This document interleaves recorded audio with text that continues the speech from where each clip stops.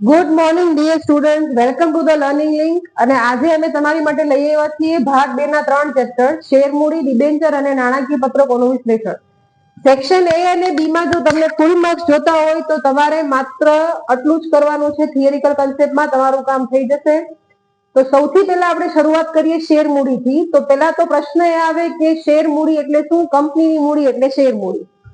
Share એટલે શું? તો કે કંપનીની શેર મૂડીને નાના નાના ભાગમાં વિભાજિત કરતો ભાગ એટલે શેર. શેરના પ્રકાર કેટલા? 2, ઇક્વિટી અને પ્રેફરન્સ. શેર ઉપર શું ચૂકવવામાં આવે? તો કે ડિવિડન્ડ. શેર પ્રીમિયમ થી બહાર પાડીએ તો પ્રીમિયમ એટલે શું? તો કે શેરની દાર્શનિક કિંમત કરતા વધુ કિંમતે શેર તમે બહાર પાડો તો એને પ્રીમિયમ કહેવાય. એને જામીનગીરી પ્રીમિયમ કહેવાય. એને ક્યાં દર્શાવવામાં આવે? તો કે પાકા સરવૈયામાં મૂડી દેવા બાજુ અનામતો અને વધારાના હેડિંગ નીચે દર્શાવવામાં આવે છે. જો તમે ઓછી કિંમતે બહાર પાડો તો એને વટાવ કહેવાય. જપ્તી એટલે શું થાય? કે શેર જ્યારે આપણે બહાર પાડીએ અને હોલ્ડર પાસેથી આપણે મંજૂરી અને હપ્તાના પૈસા મગાવીએ અને હોલ્ડર આપણને સમયસર પૈસા નથી આપતો તો કંપની એના શેર પાછા ખેંચી લે છે અને જપ્તી કહે છે. જપ્તી કર્યા પછી આ શેર ફરી બહાર પાડી શકાય છે. તમને ખ્યાલ જ હશે, આમાંથી 8 માર્ક્સના 2 દાખલા પૂછાય છે. તો જે વસ્તુ અત્યારે બોલી છે બધી વસ્તુ મેં આ બોર્ડ ઉપર લખી છે. આ શેર્સ ઉપર ડિવિડન્ડ આપવાનું હોય છે, ડિબેન્ચર ઉપર વ્યાજ આપવાનું હોય છે, ડિબેન્ચર ઉપર વ્યાજ ફરજિયાત આપવું પડે, ડિવિડન્ડમાં પ્રેફરન્સ હોલ્ડરને ડિવિડન્ડ દેવું પડે છે, પણ ઇક્વિટી હોલ્ડરને તો નફો હોય તો મળે, બાકી ન મળે. બીજું આપણને એ પૂછે કે શેર મૂડી કેટલા પ્રકારની હોય? તો કે ભાઈ શેર મૂડીમાં સત્તાવાર, બહાર પાડેલી, નહીં પાડેલી, મંગાવેલી, નહીં મંગાવેલી, ભરપાઈ થયેલી, નહીં થયેલી. તમે જયારે શેર બહાર પાડો છો તો મિનિમમ ભાવ 1 રૂપિયો હોવો જોઈએ. મિનિમમ 90% શેર સબસ્ક્રાઇબ થવા જોઈએ, એટલે કે લઘુત્તમ ભરણું એટલું આવવું જોઈએ. પ્રીમિયમ બહાર પાડવાની કોઈ મર્યાદા નથી. તમારે સેબીની ગાઈડલાઈન પ્રમાણે શેર બહાર પાડવાના. સેબીની સ્થાપનાનું વર્ષ 1991 અને કંપની ધારો જૂનો હતો 1956 અને નવો છે 2013. આ બધા પ્રશ્ન જે હું બોલી છું બધા મેં બોર્ડ ઉપર લખ્યા છે. ફટાફટ આવો જોઈ લઈએ. સૌથી પહેલા આપણને એવું પૂછે કે શેરના પ્રકાર કેટલા? તો મેં તમને કીધું કે એના 2 પ્રકાર છે. પછી એનો ભાવ કેટલો હોવો જોઈએ? 1 રૂપિયો. લઘુત્તમ ભરણું કેટલું? તો કે 90%. પ્રીમિયમની કોઈ મર્યાદા નથી. પાકા સરવૈયામાં અનામતો અને મૂડી નફો કહેવાય છે. એને અનામતોના હેડિંગ નીચે લખવાનું આવે છે. મળવા બાકી હપ્તો. હવે તમે હપ્તાના પૈસા મગાવો છો પણ અમુક હોલ્ડર તમને સમય અનુસાર પૈસા નથી આપતા તો શું કરવાનું? તો કે એની પર વ્યાજ લેવાનું. હા, કેટલું લેવાનું? 10% લેવાનું. એને કેમ લખવાનું? તો કે મંગાવેલી મૂડીમાંથી બાદ કરી દેવાનું. નેક્સ્ટ છે કે અરજીની રકમ કેટલી મગાવી જોઈએ? તો કે તમારી દાર્શનિક કિંમતના 25% જેટલી મગાવી લેવી જોઈએ. કઈ મૂડી પાકા સરવૈયામાં દર્શાવાતી નથી? અનામત મૂડી. જ્યારે પણ કંપનીને એવું લાગે કે અમે જેટલા પૈસા મગાવ્યા છે અમને ઇનફ છે, હવે અમને જરૂર નથી, તો એ અમુક પૈસા જે છે અમુક મૂડીને રિઝર્વ રાખી દે, એને અનામત મૂડી કહેવાય છે અને એને પાકા સરવૈયા દર્શાવાતી. જાહેર કંપનીમાં સભ્યોની સંખ્યા મિનિમમ 7 હોવી જોઈએ, મેક્સિમમ કોઈ મર્યાદા નથી. ખાનગી કંપનીમાં મિનિમમ 2, મેક્સિમમ 200 હોવા જોઈએ. બીસીસીઆઈ ક્રિકેટ કાઉન્સિલ છે ઇન ઇન્ડિયા, એ કયા પ્રકારની કંપની કહેવાય? કંપની છે ને એની બાહેધરીથી મર્યાદિત હોઈ શકે, અમર્યાદિત જવાબદારી વાળી હોઈ શકે અને શેરથી મર્યાદિત. શેરથી મર્યાદિત તમારી પાસે જેટલા શેર છે તમારી જવાબદારી એટલી જ છે. બાહેધરીથી મીન્સ કે તમે જેટલી કમિટમેન્ટ આપી છે તમારી જવાબદારી એટલી જ છે. અને જો અમર્યાદિત હોય તો પછી એની કોઈ મર્યાદા નથી હોતી, પણ વાસ્તવિક જીવનમાં આ પ્રકારની કંપનીઓ એક્ઝિસ્ટ કરતી નથી. નેક્સ્ટ ક્વેશ્ચન છે કે બહાર પાડેલ કરતા વધુ અરજી મળે તો શું કહેવાય? એને વધુ ભરણું. ઓછી મળે તો એને ઓછું ભરણું કહેવાય. ભવિષ્યના હપ્તાની રકમ પણ મળી જાય. જો આપણને ભવિષ્યના હપ્તાની રકમ પણ મળી જાય તો એને અગાઉથી મળેલ હપ્તો કહેવાય. તમે કોઈ ધંધો ખરીદો, એની ચોખ્ખી મિલકત કરતા વધારે ચૂકવણી કરો તો એ વધુ ચૂકવેલ રકમને પાઘડી કહેવાય છે. કોઈ ધંધો 10 લાખનો હોય અને છતાંય આપણે એના 15-17 લાખ દઈએ તો 5 કે 7 લાખ તમે જે એક્સ્ટ્રા આપ્યા તમે એની પ્રતિષ્ઠાના આપ્યા એને પાઘડી કહેવાય. જપ્તીને તમે સમજાયું, કોઈ કારણસર શેર હોલ્ડર મંજૂરી હપ્તાની રકમ નથી ચૂકવતો તો નોટિસ આપ્યા પછી કંપની શેર પાછા ખેંચે એને જપ્તી કહેવાય. પ્રમાણસર ફાળવણી એટલે શું? કે જ્યારે તમે શેર બહાર પાડો અને વધુ ભરણું આવે તો પછી પાછું આપી દેવું પડે, અને જે વધુ ભરણું હોય બધાને ના ન પડાય, પછી પ્રમાણસર આપે કે જેને 500 માંગ્યા એને 300 આપો, 1000 માંગ્યા એને. આ રીતે આપણે પ્રોરાટા પ્રમાણે પ્રમાણસર ફાળવણી કરવામાં આવે જ્યારે બહાર પાડેલ શેર કરતા વધુ ભરણું આવે ત્યારે. આ ધારો જૂનો 1956 છે, નવો 2013 છે. શેર મેં તમને કીધું, શેર મૂડીની વાત થઈ ગઈ. શેર પ્રેફરન્સ શેરના પ્રકાર. Cumulative, non cumulative, participative, non participative, redeemable, irredeemable, convertible, non convertible. થોડુંક બોલું છું, સમજો. ક્યુમ્યુલેટિવ મતલબ કે જેને આ વર્ષે ડિવિડન્ડ નથી મળ્યું એને આવતા વર્ષે ભેગું મળશે, એનું ડિવિડન્ડ ભેગું થતું જશે. પાર્ટિસિપેટિવ મતલબ શું? તો કે નફામાં ભાગ લે એવા પાર્ટિસિપેટિવ, નો લે અને નોન પાર્ટિસિપેટિવ. કન્વર્ટિબલ મતલબ કે અમુક મુદત પછી એ ઇક્વિટીમાં કન્વર્ટ થાય તો કન્વર્ટિબલ, નો થાય તો નોન કન્વર્ટિબલ. અને રિડીમેબલ અમુક મુદત પછી એને પરત કરી દેવાના, પૈસા નક્કી થયેલી મુદત પછી પરત કરી દેવાના, તો એને કહેવાય ઇરરિડીમેબલ, અને ન થાય તો એને ઇરરિડીમેબલ.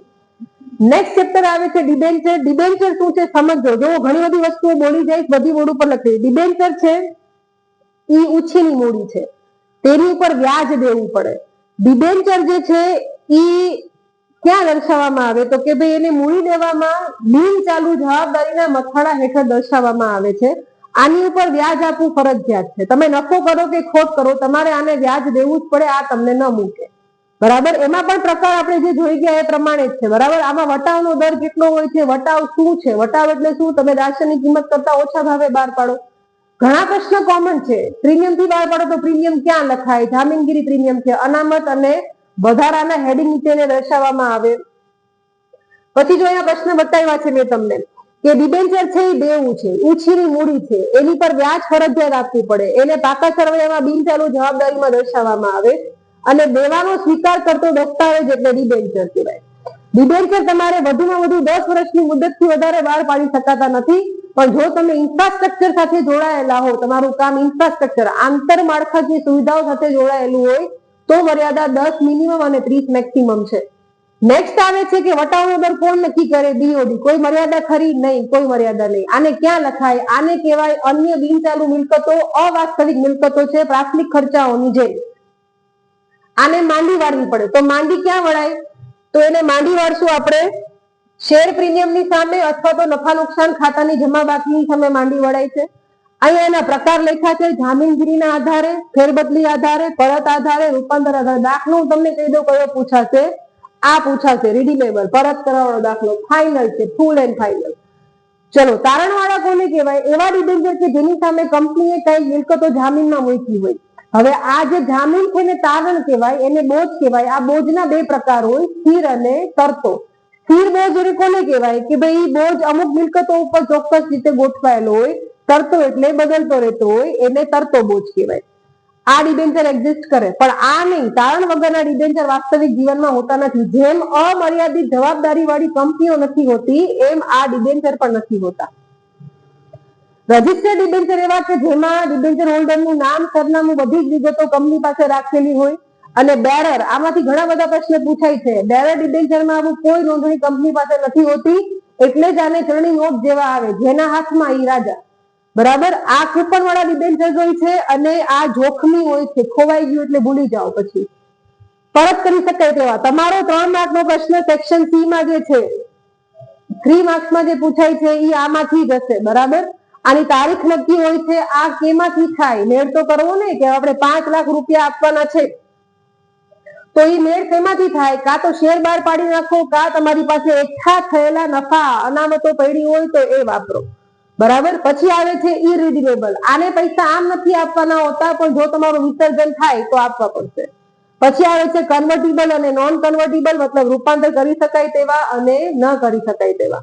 નેક્સ્ટ ક્વેશ્ચન છે પરત કરવાની રીત કેટલી છે? બધી રકમ આપી શકો છો એક સાથે, હપ્તાથી આપી શકો છો ટુકડે ટુકડે, પછી ખુલ્લા બજારમાંથી ખરીદવા. યાદ આવે ને, પોતાના ડિબેન્ચર ખરીદવા. પોતાના ડિબેન્ચર ખાતે ઉધાર, તે રોકડ ખાતે જમા. લઈને રદ કરવાના, લઈને વેચી નાખવાના. બરાબર. બે જ પ્રશ્ન મારી દ્રષ્ટિએ દાખલામાં હોવા જોઈએ. એક આ તો હશે જ, રિડમ્પશન તો હશે જ, પણ બીજું તમે છે ને આ પોતાના ડિબેન્ચર લઈને રદ કરવા, પોતાના ડિબેન્ચર લઈને વેચી નાખવા, એ પ્રશ્ન હોઈ શકે. બાકી આ તો મોસ્ટ આઈએમપી છે.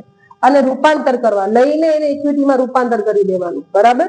નેક્સ્ટ આવે છે ડિબેન્ચર પ્રીમિયમ. શું છે? પ્રીમિયમ મૂડી નફો છે. જેમ અહીંયા હતો શેર પ્રીમિયમ, એમ અહીંયા ડિબેન્ચર, એને જામીનગીરી પ્રીમિયમ પણ કહેવાય. એને પણ પાકા સરવૈયામાં જેમ આ દર્શાવો છે એમ દર્શાવાય.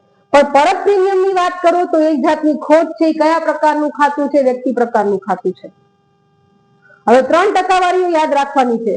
જો તમે ડિબેન્ચર પરત કરવાની ઈચ્છા ધરાવતા હોય તો તમારે કેટલા ટકા અનામત પરત અનામત રાખવું પડે. જો પરત કરવાનું નક્કી કરો તો પહેલા કુલ દાસની કિંમતના ખાલી જગ્યા ટકા અનામત ખાતે લઈ જવાય. જો મૂડીમાંથી કરવાની ઈચ્છા હોય તો 25%, અને જો નફામાંથી થતું હોય તો 100% તમારે અનામત રાખવું પડશે. અનામત ખાતે લઈ જવામાં આવે છે. અને 2014 ના નિયમ અનુસાર દાસની કિંમતના કેટલા ટકા વર્ષના અંત સુધીમાં પરત થઈ જવા જોઈએ. તમારા જેટલા ડિબેન્ચર હોય ને તમારે વર્ષના અંતે એમાંથી 15%, કેટલા 15%નું રિડમ્પશન એટલે કે પરત કરી દેવું જોઈએ, ચૂકવણી કરી દેવી જોઈએ. આ વાત થઈ ડિબેન્ચરની. નેક્સ્ટ જોઈએ નાણાકીય પત્રક. શું કામ બનાવે છે નાણાકીય પત્રક? નાણાકીય પત્રક એટલે શું? તો કે ધંધાની આર્થિક પરિસ્થિતિનું માપ આપતું પત્રક, પાસા દર્શાવતું પત્રક. ધંધાની નાણાકીય પરિસ્થિતિના વિવિધ પાસા દર્શાવતું પત્રક એટલે નાણાકીય પત્રક. એનું વિશ્લેષણ એટલે શું થાય? નાણાકીય પત્રકોનો તુલનાત્મક અભ્યાસ કરી નિર્ણય લેવાની પ્રક્રિયા એટલે વિશ્લેષણ, જેમાં 4 બાબતોનું ધ્યાન રાખવામાં આવે છે. 4 બાબતોનું વિશ્લેષણ થાય છે. એ શું છે એની આપણે ચર્ચા અત્યારે નહીં કરી શકીએ, પણ યાદ રાખજો 4. આવું બધું જ આવે. એની નફાકારકતા, એની આર્થિક પરિસ્થિતિનો રોકડ પ્રવાહ, બરાબર. પછી આ પત્રકો શું કરે છે? ધંધાની આર્થિક પરિસ્થિતિનું અર્થઘટન કરે છે. જો આને એન સર્કલ કર્યું છે, આ પ્રશ્ન પૂછી શકે એટલા માટે. આના હેતુઓ કયા? શું કામે આપણે આ પત્રક બનાવવું જોઈએ? તો કે નફાકારકતા જાણવા માટે, પછી આપણે એની આર્થિક સ્થિતિ જાણવા માટે, રોકડ પ્રવાહ જાણવા માટે આ પત્રક બનાવવામાં આવે છે. ઉપર જો લખ્યું છે કે રોકાણકારો તમારા ધંધામાં રોકાણ કરે તો શું જોઈને કરે? તમારી કમાણીની ક્ષમતા જોઈને કરે. એના આધારે આપણી પાસે પત્રકોના પ્રકાર અહીંયા લખ્યા છે. પક્ષકારના આધારે બાહ્ય અને આંતરિક. સમજો, બાહ્ય વિશ્લેષણ કોણ કરે? રોકાણકારો છે, સરકાર છે, બીજી અન્ય સંસ્થાઓ છે, એ બાહ્ય વિશ્લેષણ કરે. ધંધાના જે સંચાલકો છે એ આંતરિક વિશ્લેષણ કરે. જો તમે જુદા જુદા વર્ષોની કમ્પેરિઝન કરો છો તો એને આડા વિશ્લેષણ કહેવાય. જે તે વર્ષમાં કરો છો તો એને ઊભા વિશ્લેષણ કહેવાય. પછી સદ્ધરતા, નફાકારકતા, કાર્યક્ષમતા જાણવી છે તો એ લાંબા ગાળાના વિશ્લેષણ હોય. આ જે મોટા મોટા ઇન્વેસ્ટર્સ હોય, જે પૈસા ઇન્વેસ્ટ કરીને ભૂલી જવા માંગતા હોય, એ લોકોનું આ પ્રકારનું વિશ્લેષણ થાય. પણ જે નાના વેપારી તમને માલ પહોંચાડે છે એ લોકો જે વિશ્લેષણ કરે છે એને ટૂંકા ગાળાનું વિશ્લેષણ કહેવાય. આ એમસીક્યુમાં મેં પ્રયત્ન એવો જ કર્યો છે કે હું તમને ફોર્મેટના સ્વરૂપમાં આપું જેથી કરી તમને યાદ રાખવામાં સહેલું પડે, બરાબર. પછી એવું પૂછી શકે તમને કે નફા નુકસાનના પત્રકમાં આપણને ખબર છે, આપણે જે પત્રકો બનાવીએ છીએ એમાં તુલનાત્મક બનાવીએ, મતલબ તફાવત સુધી ટકાવારી લખીએ. પછી સમાન માપના, એમાં 2 જ રાખીએ. આધાર, તો આધાર શું લેવાય છે? તો કે વેચાણ લેવાય છે. પાકા સરવાળામાં કુલ સરવાળો લેવાય છે. યસ ઓર નો? નફા નુકસાન જાણવા માટેનું પત્રક એટલે કયું પત્રક? તો કે આવક, વેપાર અને નાનું 2 આવકના પત્રકો છે.